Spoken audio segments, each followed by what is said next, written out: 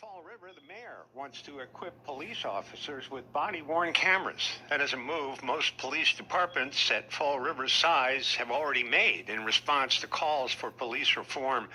Officials are weighing the decision as the Fall River Police Department is answering questions about the death of a man killed in his bedroom by two officers back in November. Our South Coast Bureau reporter Ben Burke has more. What do we want? Justice! For who? Anthony! What do we want? Justice! For who? Anthony! What do we want? A few dozen people came out to a parking lot behind the Fall River Police Station in freezing weather earlier this month to listen to the family of Anthony Harden.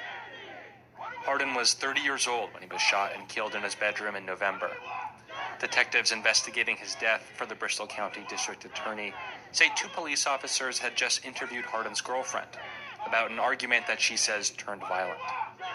The officers went straight to Harden's apartment to make an arrest, where Harden allegedly grabbed a steak knife from his desk and tried to stab one of the officers. The other officer shot Harden twice. There's no video of what happened, and the only eyewitnesses are the officers themselves. Anthony Harden's twin brother, Antone, was listening in from a different room in the apartment they shared. I heard wrestling, and I heard a male cop say, "Stop resisting." And almost immediately, Anthony was shot twice in his bedroom after he was told to stop resisting. Anthony and Antone's older brother, Eric Mack, spoke next at the rally. He's been filing public records requests to get more details about what happened in the lead up to Anthony's death. There are police reports of the incident. We have not seen it. There's transcripts of the interviews. We have not seen it. In short, we do not think that they're ever going to voluntarily let her see any of the information, any of the evidence. Rather, they just want us to take their word for it that what they said is correct. That is never going to happen. The family also invited an activist from New Bedford's Coalition for Social Justice, who spoke about how Harden's death might lead to change in Fall River. Now, I'm not in law enforcement, but what I do know is that police manage to safely de-escalate and disarm people in some communities and not in others. The activist, Lindsay Aldworth, focused on one change in particular: body-worn cameras. And she's not alone. Many studies have found police body cameras can improve relations with the public. And a nationwide study from the University of Pennsylvania found communities that outfitted police with body cameras saw a 41% reduction in the number of people killed by police. The use of these body cameras is shown to improve police accountability and lower reports of police misconduct. As of 2016, nearly half of American police departments reported they were using body cameras. And in the 5 years since that last nationwide survey, many more departments have signed up. But Massachusetts is behind the trend. Governor Charlie Baker's administration reports just 10% of the state's police departments use body cameras. In December, his administration announced grants to pay for the introduction or expansion of body camera programs in 64 cities and towns. Fall River received over $200,000. But that doesn't necessarily mean police will end up wearing body cameras. Fall River actually received a different grant from the federal government to fund a pilot program last year, 8 months before Harden's death. It never got off the ground. We ran up, got all the gears in place, everything ready to go, and we hit negotiations with the union, which turned out to be a stumbling block. That is Fall River's mayor, Paul Coogan. Well, it's a change in working conditions. They're going to be being monitored now. They want an additional stipend, some additional pay. Governor Baker's grant also comes with an expiration date. Fall River has 5 months left to strike a deal with union leaders before its $200,000 disappear. I'm very hopeful that we're able to get a deal done. That's Police Chief Paul Govin.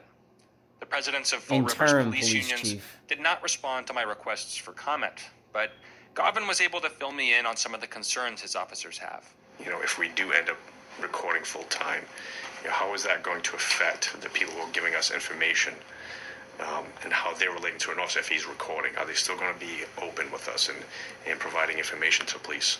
He's also worried about the cost of the program. The grant from the Baker administration pays for a year-long rental of enough body cameras to outfit every Fall River police officer. But Govin says it'll cost another $200,000 to pay for cloud storage to archive the footage. Then there's personnel costs. Having body camera footage of most arrests means lawyers will want that footage in court, and so will people who file open records requests. Govan says he might have to hire 1 or 2 new employees to respond to all the requests. Still, the chief says he wants his officers wearing body cameras. We're obviously aware that there's a frayed relationship between the police and the public.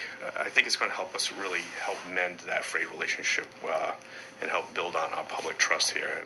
That relationship is as fragile in Fall River today as it's been in decades. A series of recent scandals involving police brass drinking on the job and the discovery of unlogged drug evidence in an officer's desk have left more people second-guessing law enforcement. That only makes painful moments like Harden's death even harder for the community to reckon with. At the rally outside police headquarters, protesters brought up another case involving a 19-year-old named Larry Ruiz Barreto. Justice for Larry! Justice for Anthony!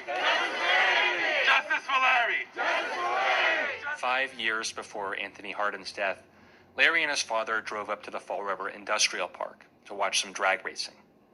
Police were used to breaking up these races, and when 2 cruisers arrived, most people scattered. But Larry was still pulling out of his parking spot with his father in the back seat when an officer walked up to them. This is the moment where law enforcement's account of what happened starts to diverge from the family's account. The officer, Nicholas Hoare, told investigators that Larry pumped the gas and knocked him onto the hood of the car, so he shot 6 times, ultimately killing Larry. The Bristol County DA said Hoare's use of force was justified. Larry's father, Dimix Ruiz Hernandez, shared his side of the story with the help of a translator at the rally for Anthony Harden.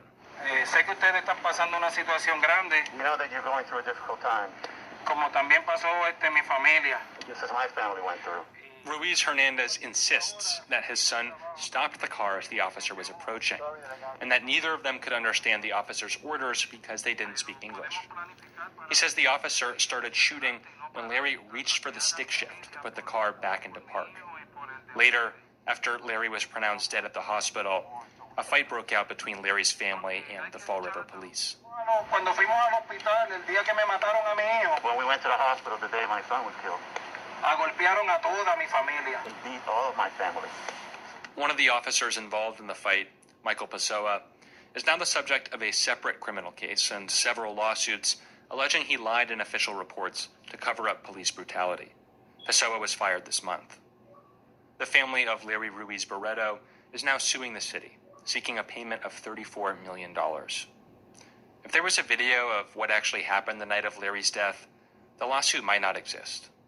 And aside from saving the city of Fall River a boatload in legal fees, at the very least, body cameras might have provided some closure for 2 grieving families. In the meantime, they say they're still fighting to find out the truth. For the Public's Radio, I'm Ben Burke.